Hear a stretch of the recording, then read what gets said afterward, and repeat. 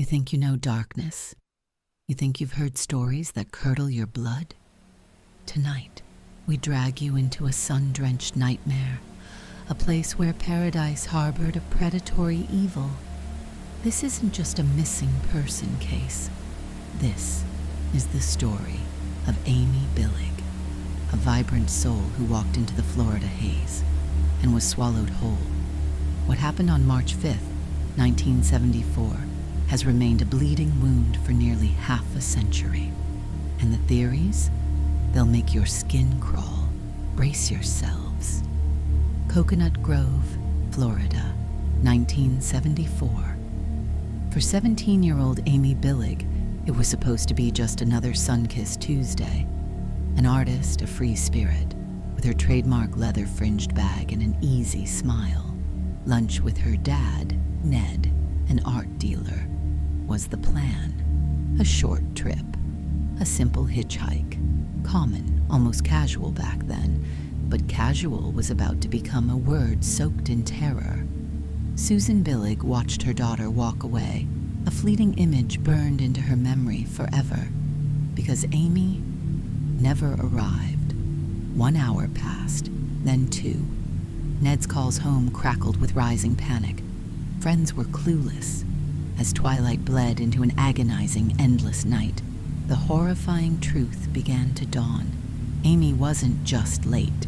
Amy was gone. The police search began. But what do you look for when someone vanishes into thin air? A few fleeting sightings. Amy on Main Highway, around 12:30 p.m., thumbing a ride. Then a more chilling, unconfirmed whisper. A young woman looking like Amy, climbing into a van. But whose van? And where did it go? The questions piled up, each one colder than the last. But this story isn't just about a disappearance. It's about a mother who refused to let her daughter become a statistic. Susan Billig didn't just grieve, she ignited. She transformed into a relentless hunter, a one-woman army against the silence. Posters went up, rewards were offered. She chased shadows, navigated the labyrinthine counterculture Amy sometimes brushed against. And it was in those shadowy fringes that a name began to surface. A name that dripped with menace. The Pagans Motorcycle Club. Not your weekend hobbyists. We're talking an outlaw brotherhood, feared for their violence, their illicit dealings, and their ironclad code of silence. Suddenly, whispers turned into chilling rumors. Amy, seen with them. Amy, taken by them. But why? A random, brutal encounter? Or something far more calculated, more sinister? Susan Billig, fueled by a mother's ferocious love and an almost terrifying courage, did the unthinkable. She walked directly into the lion's den. She confronted pagan bikers in their smoke-filled hangouts, Amy's picture clutched in her trembling hand, her pleas echoing off walls of indifference, hostility, and sometimes something else, a flicker of knowing, or just cold amusement. She was a lone figure, staring down a monster. What she would uncover would be far more terrifying than even her worst nightmares. If she could survive the search, then the call started. Imagine this. Your daughter is missing, your world shattered, and the phone rings. An anonymous voice, a man identifying himself as Paul, or members of his family, not demanding ransom. Number their currency was pure, unadulterated torment. They claimed Amy was alive, held captive. They'd paint pictures with their words, graphic, horrifying details of her alleged suffering. Sometimes they'd dangle a sliver of hope. She's nearby. You just missed her. Then the cruelest trick of all, a young woman's voice, terrified, crying, "Mommy," before the line went dead. Was it Amy? Or a sickening, sadistic performance? For Susan, clinging to any shred of hope, it was an agony beyond words. Police scrambled to trace these calls, but the callers were ghosts, phantoms using payphones, their messages brief and brutal. For over a year, this psychological torture continued. Who were these people? Were they connected to the pagans playing a twisted game, or some other vultures feeding on a mother's desperate pain? The calls painted a terrifying portrait. Amy wasn't just missing, she was ensnared. And the pagans' theory, it wouldn't die. It grew stronger, fueled by dark whispers from the underworld. The story that emerged was the stuff of nightmares. Amy, abducted, taken to a remote pagan party. What allegedly happened next is difficult to even voice. A brutal assault, a life extinguished, accidentally or by cold design. And then, the ultimate act of erasure. Her body, they said, was fed to the alligators in the vast, unforgiven wilderness of the Florida Everglades. A place where secrets and bodies can disappear forever. Susan Billig incredibly followed these horrifying leads. Can you imagine? Venturing into that swampy abyss, sometimes with bikers claiming to have information, risking everything for a chance. Any chance. She found only mud, mosquitoes, and a despair so profound it threatened to swallow her whole. Then, in 1992, a break, or another cruel mirage. A former pagan associate, Henry Blair, came forward. His confession was chilling. He claimed he witnessed Amy's abduction by pagans, including their president, Dirty Dickie Coppage. Blair stated under oath and passing a polygraph that he was there when Amy was drugged, violated, and murdered.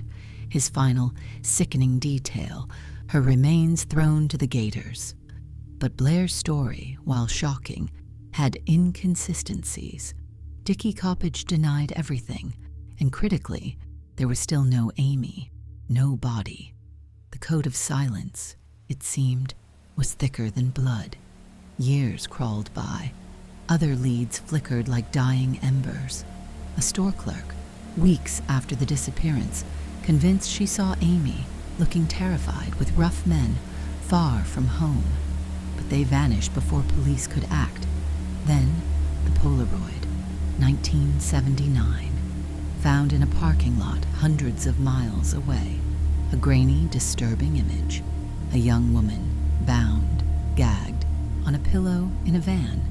The resemblance to Amy? Uncanny. Hope surged through a weary nation. The FBI investigated. But could it really be her 5 years later? Or was it another dead end, another turn in this torturous maze? Eventually, it was believed to be a different tragic case entirely, adding yet another layer of confusion and despair. Susan Billig never stopped. She poured her soul into a book without a trace, her words a testament to a mother's undying love and unyielding quest. She moved from Coconut Grove, the ghosts too numerous, but Amy's ghost followed. She chased psychics, PIs, any whisper that promised an answer. Her life became a relentless search, a crusade against the dying of the light. But the weight of it all, the hoaxes, the dead ends, the sheer, unyielding grief, took its toll. Susan Billig died in 2005, the ultimate truth about her beloved Amy locked away, perhaps forever. So, what really happened to Amy Billig? Did the pagans drag her into their violent world, as so many believe? Was Henry Blair's horrifying confession the closest we'll ever get to the truth? Or is there another predator, another story, still lurking in the shadows of 1974, their secret still intact? The lack of concrete evidence has allowed the darkness to fester, to breed theories, each more disturbing than the last. Those Paul calls. Who was on the other end of that line, twisting the knife in Susan's already shattered heart? Were they the killers, deriving a sick pleasure from her torment? Or a cruel, unrelated opportunist? Almost 5 decades. Think about that. Generations have passed. But Amy Billig is still 17, frozen in time, her bright future stolen, her final moments a horrifying mystery. The case remains open, a cold, gaping wound in the Florida sun. Someone out there knows.